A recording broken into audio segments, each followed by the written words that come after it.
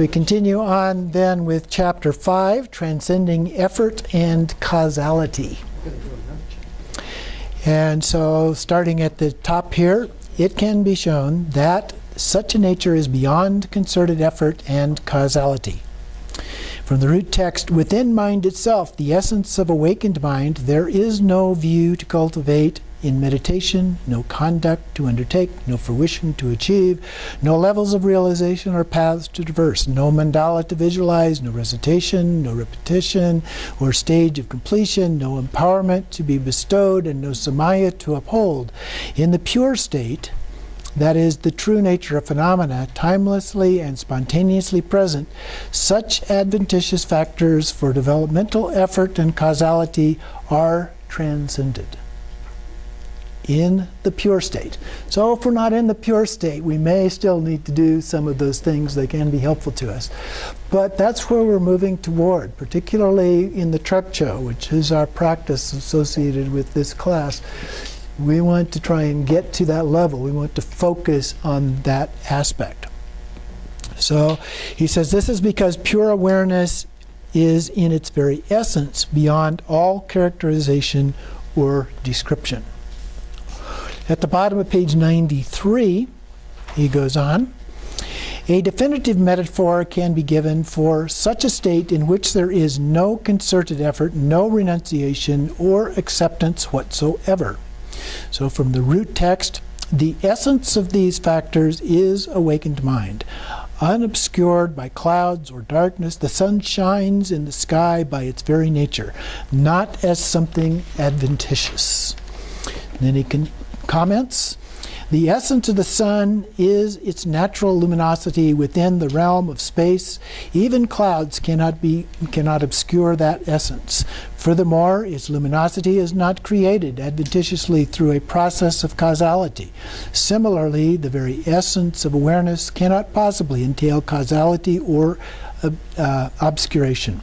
Throughout the world, when people look at the sun, sometimes it is observed. Well, it seems that the sun is not shining. It is their own vision that it has been obscured by clouds. Yet, they still think the sun is not shining. This is called confusion. Similarly, while awareness entails no error or obscuration due to factors such as adventitious afflictive emotions, in the face of confusion, thinking it seems to be eclipsed. You think awareness is obscured, so I should purify that. I will develop enlightened qualities. And this is what is meant by confusion, pure and simple. Okay. From an ultimate perspective. Add that in there. So then, down below, he goes on, even though the essence of awareness is so, the 10 attributes are taught to those with inferior acumen, but a yogin of Ati understands that this is error and obscuration. So from the root text, any teaching concerning the 10 attributes that involve effort and achievement is given in response to the confusion that occurs adventitiously due to the dynamic energy of awareness.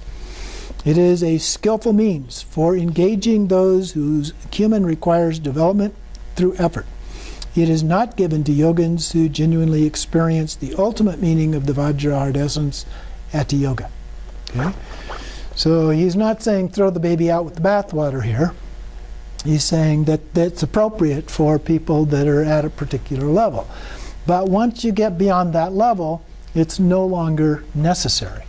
Others have said it's no longer necessary, but you can also still do those other practices.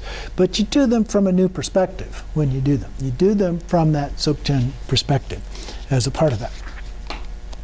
So then on page 97, continuing on there, now the classification of the 9 spiritual approaches, those would be the 9 vehicles, can be shown, as can the enlightened perspective underlying them. The first 6 are as follows. So that individuals who exert themselves in order to progress developmentally may be led to primordial basic space, the true nature of phenomena, there are spiritual approaches of the Shravaka, the Pratyeka Buddha, and the Bodhisattva. These are the stages demonstrated on the 3 lesser levels. The 3 divisions of Kriya, Upa, and Yoga are by their very nature the 3 intermediate levels. And then he comments, spiritual approaches for those of differing acumen are presented as stages, which are the skillful means or contributing factors that enable one to engage in the unsurpassable approach. From the standpoint of whether or not these are direct paths that bring about awakening Buddhahood in this lifetime, the outer approaches are based on dialectics. Those of the Shravaka, Pratyeka Buddha, and the Bodhisattva are classified as the three lesser levels, while the Tantric approach is explained to be the greater level. In the Tantric approach, furthermore, the three outer levels are classified as the lesser based on the length of time they require. From the higher perspective of the Great Perfection, all views and meditations of these other approaches are considered to be for spiritually undeveloped. For whatever is done misses the point, in that the essence of awareness is not perceived. It is explained that they are erroneous and obscuring. And continuing on page 98, down a little below the half, the stages of the three inner levels of Tantra are as follows. And then from the root text, the three divisions of Maha, Anu, and Ati manifest primarily as the three higher levels, primordially as the three higher levels. By opening the doorway that leads beyond other approaches based on causes and results, they guide fortunate beings to the three levels of enlightenment. And then he comments, of these, moreover, the Maha and Anu approaches, which is the development stage and completion stage, unlike the unique approaches of Ati, are not totally complete and so are not consummate approaches.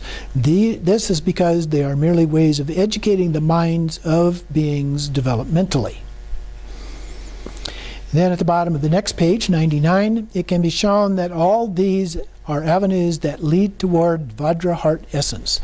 The culmination of all these, moreover, is found in the ultimate meaning of the Vajra heart essence.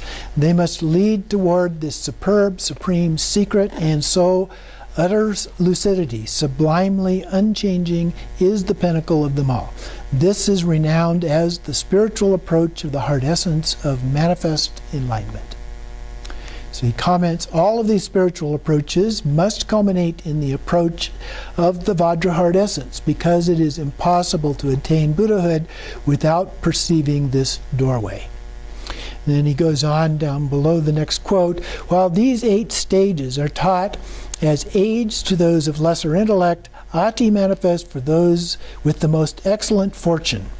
In this regard, although it is the very essence, awareness involves no spiritual approach whatsoever. Specific approaches do arise simply as avenues to bring about its realization.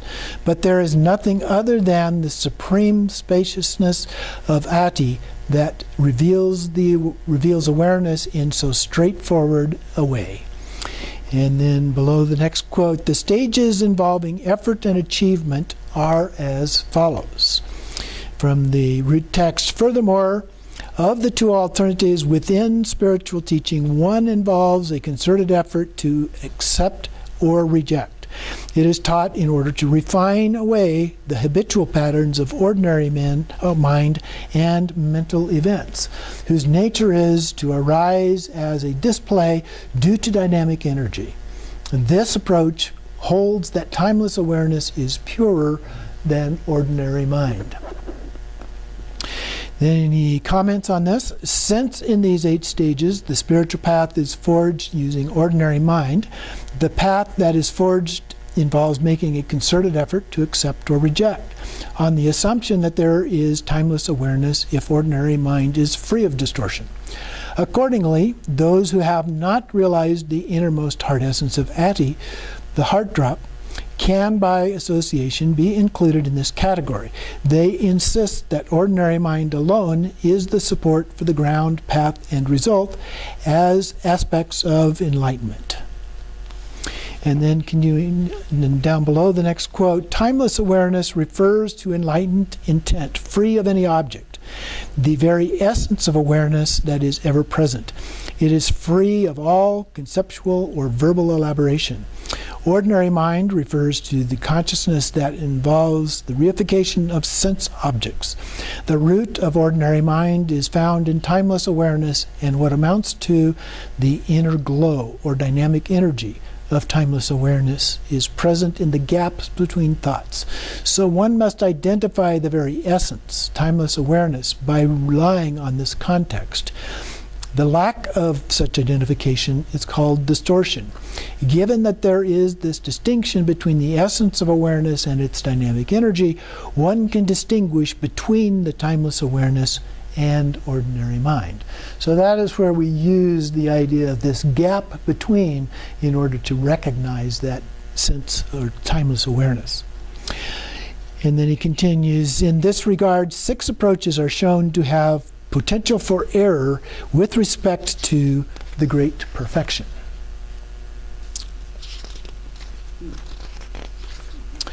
And then going on over to page 104.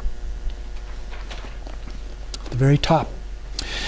The enlightened intent of Ati, the very essence, is as follows. From the root text, the supreme teaching involves no concerted effort to accept or reject. Naturally occurring timeless awareness, the essence of awakened mind itself, is made fully evident in that one does not waver from the direct experience of it. That's the key there, that direct experience. So there is no need to strive for it elsewhere. It rests in and of itself, so do not seek it elsewhere.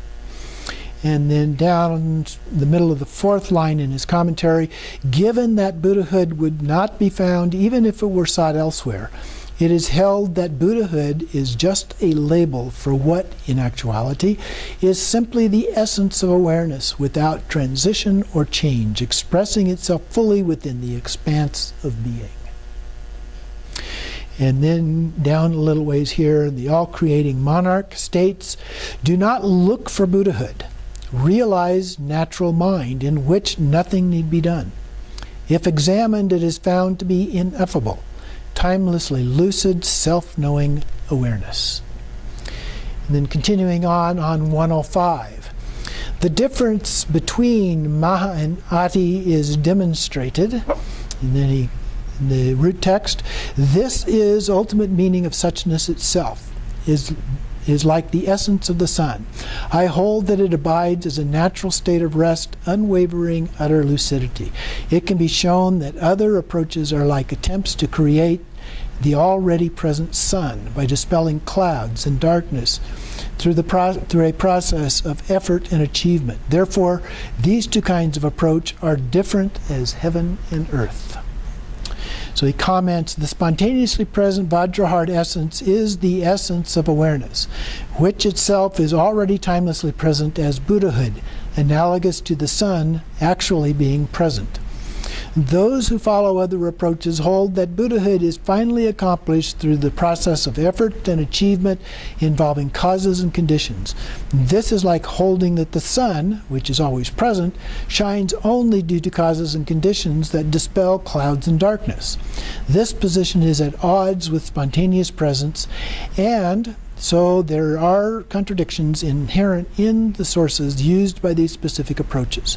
Therefore, a distinction can be made on the basis of whether or not awareness, that is, self-occurring timeless awareness, is experienced as Buddhahood already and naturally present.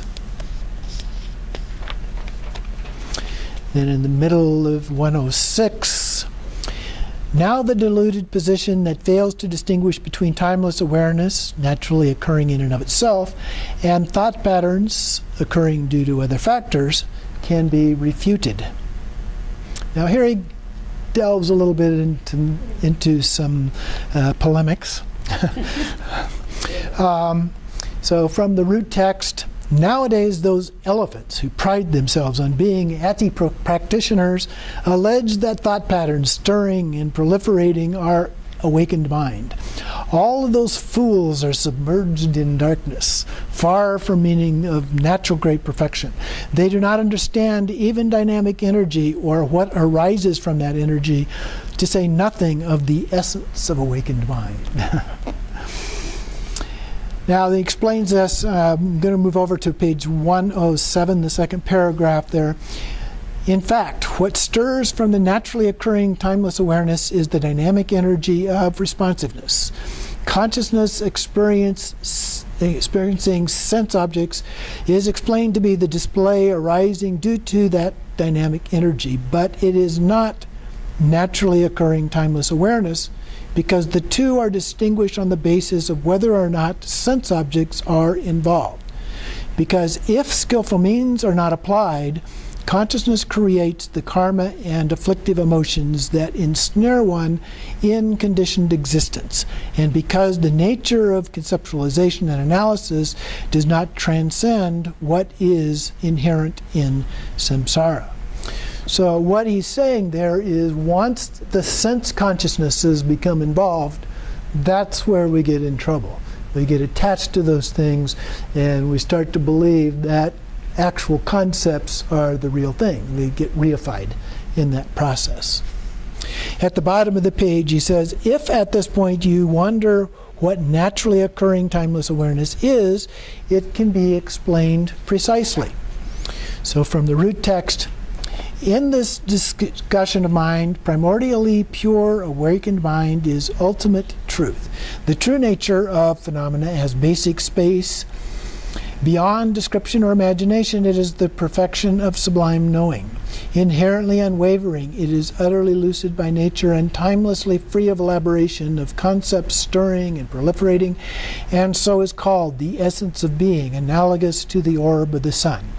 Its dynamic energy is unobstructed awareness as a continuous mode for whatever arises, and is free of both conceptualization and analysis. Though vividly lucid, it does not entail dualistic perception.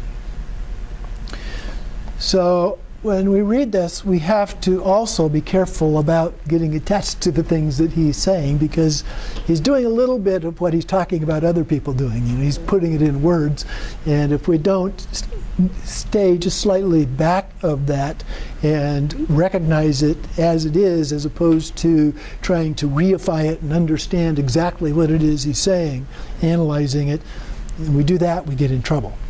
So he explains then. Naturally occurring timeless awareness is awareness that is empty yet lucid and free of elaboration, comparable to a pure crystal globe occurring such that in essence it does not investigate sense objects. Given that this is so, it abides in its aspect of the ground for the arising of things. However, in its very essence, whether anything arises or not is irrelevant. It is obvious that it is naturally lucid, unobstructed in that it is empty, and immaculate in that it is originally pure. The aspect of myriad things arising within the awareness's scope is the elaboration of dualistic perception. The very essence of what arises in all its pristine nakedness is the aspect of awareness that abides as timeless awareness. Since there is no thinking about sense objects, there is said to be naturally occurring timeless awareness. In this regard, all those for whom direct introduction has not taken effect instead identify the view as just going along with whatever arises in all its immediacy. Okay, so you can see, you get caught up in that, more in the idea of that. They do not understand the key point that conceptualization is compounded confusion. Even as things arise, pristinely naked awareness, in which there is no context either for the arising or for what arises, is identified as that which arises, abides as timeless awareness, the continuous mode by which responsiveness arises. It is also identified by implication as the fundamental state that abides in all its nakedness in its own place as naturally occurring timeless awareness. And since there is no dichotomy between awareness's essence and its natural dynamic energy, it is non-dual. Naturally occurring timeless awareness, free of elaboration, referred to as the unique sphere of being. Now move over to page 111. The third line of the commentary there. It is possible to identify awareness in all its pristine nakedness without reifying effect of concepts, without investigating anything outwardly, examining anything inwardly, or deliberately settling in between these alternatives. This awareness is realized to be nothing other than that very essence, free of elaboration, experienced in all its nakedness. Thus, it is non-dual, naturally occurring, timeless awareness. To feel because of references like the foregoing to the essence and its dynamic energy, that there are two states, consciousness as it abides and as it arises, and so to say one rests in the essence without concepts and holds to the experience of dynamic energy being free upon arising, is to have one's practice go off in two directions. So again, get kind of up in the ideas and reifying this. This is an indication that the key point has not been grasped and that direct introduction has not taken effect. And so, in the present case, even though the very essence of the dynamic energy are described separately, the manifestation of these objects in light of the very essence is analogous to the arising of reflections in a mirror. Because there is nothing other than naked awareness itself, which is identical in essence with its manifestations, while one continues to experience the arising, one abides naturally in the ground of that very essence in all its nakedness. Although one continues to experience what is, in effect, a state of abiding, the radiance of awareness, which is a continuous mode of arising, is naturally evident. These two aspects, naked awareness as whatever arises, analogous to a reflection, and the naturally occurring timeless awareness, that is, consciousness in its natural place of rest, analogous to the surface of the mirror, are not separate or distinct from one another, but constitute the essence in which phenomena resolve, that is, the very essence of being, originally pure, pristinely naked, and free of elaboration. And we experience the mirror and the reflection not as two things unless we think about it, we conceptualize it. Normally we go in the bathroom, we look in the mirror, we just see the reflection without thinking at all about it.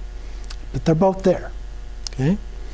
This can be described by the term naturally occurring timeless awareness. No matter what term is applied, utterly lucid timeless awareness, ultimate truth, timelessly free dharmakaya, awareness is awakened mind, and so forth. You should recognize this essence as the state of naturally lucid, naked, originally pure.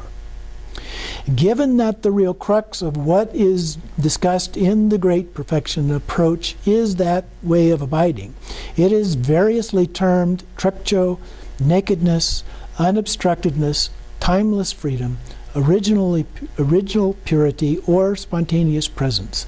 But the ultimate meaning of all these various terms is the very state in all its nakedness, nothing but the unique sphere of being. And so I have explained this key point very clearly. The consummate enlightened intent of the heart drop approach being the sole point. This intent is termed the spiritual teaching that awakens those of the very highest acumen to Buddhahood without meditation. For when this key point is realized, it involves no striving or effort. There is nothing whatsoever, such as something to meditate on or some process of meditation, something to maintain, or some process of maintaining. This is the ultimate point. Naturally occurring timeless awareness itself, free of elaboration, because it is superior to all viewpoints and meditations that are not free of dualistic perception, but rather cause the mind to dwell inwardly and one-pointedly and deliberately refine the dynamic energy of mind as it proliferates outwardly. So we begin thinking about it and we're not there anymore. Okay? You just have to experience it directly, experience it as it is. He continues then on page 113. In addition, a specific distinction can be made between the dynamic energy of responsiveness and dualistic concepts. The root text says, awareness expresses itself through its dynamic energy as consciousness that involves conceptual elaboration marked by the myriad dualistic habitual patterns that such consciousness generates. Since what are not objects are misconstrued as objects, there are 5 kinds of sense objects. And since there is no identity, since what has no identity is invested with identity, there are 5 afflictive emotions. These constitute all possible confused perception of the universe and of the beings within it. Even what manifests as samsara arises due to that dynamic energy. But when this is not realized, the manifestation itself is one of erroneous perception. So he comments, awareness, the unobstructed essence of responsiveness, is naturally lucid in all its nakedness, analogous to a polished mirror. From this, the ground for all that arises emerges the bare dynamic energy of responsiveness. But because of the failure to realize this, thoughts arise, have arisen, and will continue to arise in response to sense objects due to that dynamic energy. Given that these two states both exhibit very subtle qualities of lucidity and continuity, they are mistaken as one and the same, leading some to claim that as awareness arises, there is timeless awareness, if one does not reify what arises, but ordinary thinking, if one does. They either just go along with or look at what arises. They are the haughty elephants, here we are again, preoccupied with emptiness without truly glimpsing it even partially. So we have to understand that the pure awareness aspect and that dynamic energy are the natural state. But it's what manifests out of those then that are different. At this point, I shall distinguish between these two states. When sense objects manifest in light of awareness, so as long as we know what's really going on, like reflections in a mirror, the knowing quality in all its pristine nakedness, which does not proliferate as ordinary thinking. Okay, so it's not that we don't see anything at all, but we see it, but we know it for what it is called the dynamic energy as the ground for the arising of responsiveness.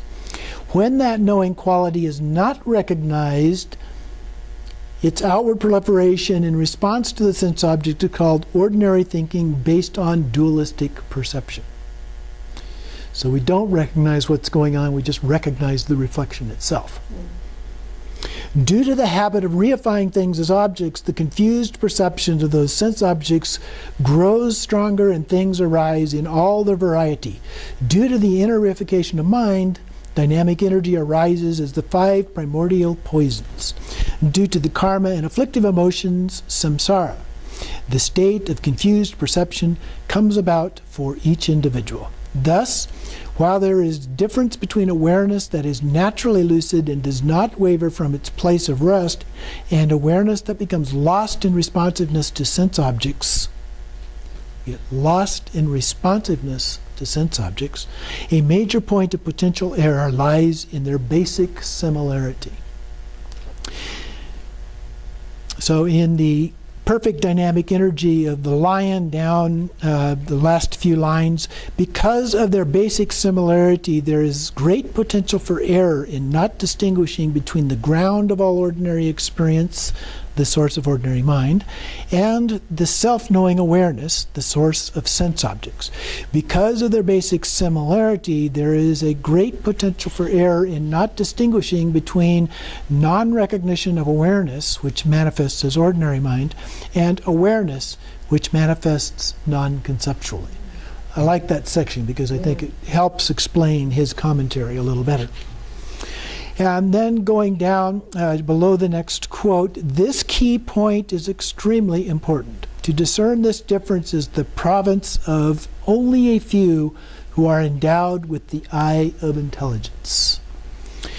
And then on down below the next quote, now the key point concerning yogins with realization is that they are not affected by what manifests as the stirring and proliferation of thoughts or by the manifestation of sense objects in their perceptions, for these are merely the play of illusion. So the key point is recognizing not being disturbed by those things or affected by those things. So from the root text, he goes on, through realization within the vast expanse of being of the true nature of phenomena, coming from nowhere, going nowhere, and abiding nowhere at all, there is the enlightened intent of the total freedom of the three realms. This is the transmission of Adi, spontaneous presence, the Vajra heart essence, arising from the holy, positive expanse of supreme spaciousness.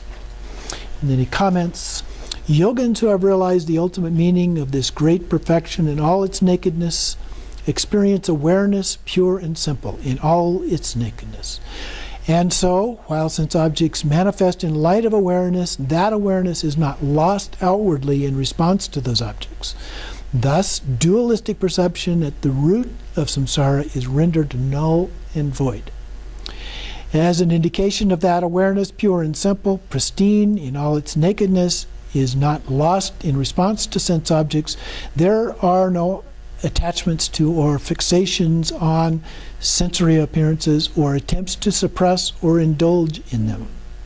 Since samsara is free as nirvana, we refer to dharmakaya arising unobstructedly. Then moving on to the bottom of the page, it can be shown that the essence of awareness is like space beyond becoming some object. From the root text, within the essence of totally pure, awakened mind, there is no object to view or anything that constitutes a view. Not the slightest sense of anything to look at or anyone looking. There is no ordinary consciousness meditating or anything to meditate on. Due to spontaneous presence, without any duality of goal and conduct, there is not the slightest sense of any fruition to achieve. So he comments, if you try to impose a schema of view, meditation, conduct, and fruition on awareness, that very awareness has no finite essence, even as you make the attempt. And so nothing need be done about any of these. They are in direct contradiction to awareness. Thus, there is nothing to plan or to do, even for an instant. As well, given that self-knowing awareness, dharmakaya, is already the case, view, meditation, conduct, and fruition have no ultimate meaning. Through a threefold line of reasoning to that effect, awareness can be shown to transcend view, meditation, conduct, and fruition. And so then he quotes here first from the perfect dynamic energy of the lion. Given that awareness is spontaneously present and not cultivated in meditation, one will not find me by engaging in meditation. Given that it occurs naturally and is timelessly uncontrived, one will not perceive me by engaging in conduct. Given that dharmakaya is timelessly free of limitation, one will not see me by looking with some view. A lot of these things remind me of the story that the Buddha tells about his enlightenment when he was reflecting on an experience as a child sitting under the rose apple tree. Again, I like that story, so I tell it over and over again. Of just sitting there naturally as it is without conceptualizing anything and getting it, that it's something natural. It's not something contrived, not something artificial, not something that we have to do in some other way. Then he quotes from the 6 expanses, I, Samattabhadra, have no view. Since I have no view, ordinary perception has come to an end. Likewise, I have no meditation. Since I have no meditation, deliberate attention has ceased. There is nothing that can be described as conduct. Since there is no conduct, the body's elements resolve. And then from the natural arising awareness. In Hatha Yoga, great perfection, there is no view, meditation, or conduct.